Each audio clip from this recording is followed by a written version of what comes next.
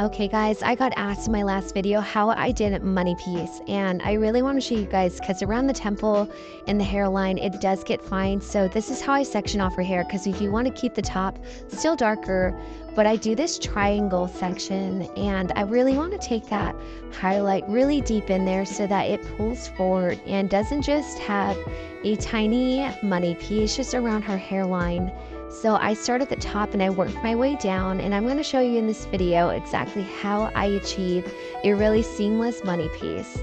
I always fold in my foils underneath just to make sure they're nice and tight, and from here I'm going to pivot forward so that I'm stretching out the back and going to make a bullet point right in the front of her hair to really make sure that we have that boldness around her hairline.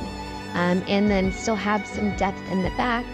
And I'm going to continue on with this foil placement and working my way down. I am going to pivot again and just continue the process as I work.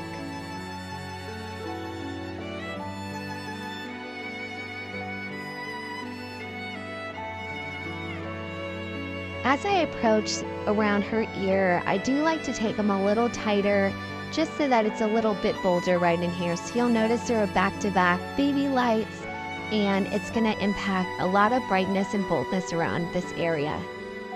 Keep her top darker because she just enjoys it that way, and I love it. I love her bold front, and we did brighten up her ends a little bit with just a tip out open air, and her outcome was fantastic, and she is ready to hit the street.